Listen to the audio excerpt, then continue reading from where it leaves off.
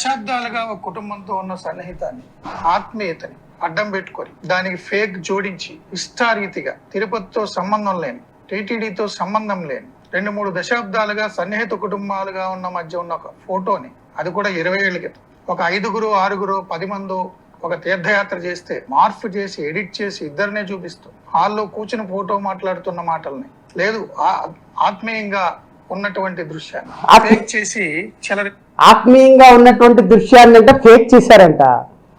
20 సంవత్సరాల క్రితం అంట షిరిడి వెళ్ళిందంటే ఇప్పుడు పెట్టారంట. 25 మంది కూర్చొని అన్నం తింటుంటారంటే వీళ్ళిద్దరిదే ఫోటో పెట్టారంట.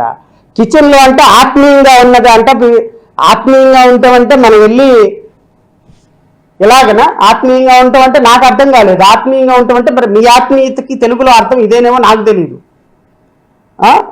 అంటే అసలు ఈ ప్రపంచంలోనే నీతికి నిజాయితీకి పేటెంట్ రైట్గా ఉన్నటువంటి మా మూర్తి గారి యొక్క ముఖం చూడండి. వారం రోజుల నుంచి లంకనాలు చేసిన వాళ్ళలాగా, వారం రోజుల నుంచి లంకనాలు చేసి అప్పుడే హాస్పిటల్ నుంచి డిశ్చార్జ్ అయ్యి 4 రోజుల నుంచి జ్వరం వచ్చినట్టు ఎలా అయితే ఉంటుందో ఫేసు, మామూలుగా వేరే దాని మీద డిబేట్లు పెట్టమంటే మాత్రం ముఖం అంతా వెలిగిపోతుంది, మామూలుగా వెలిగిపోదు.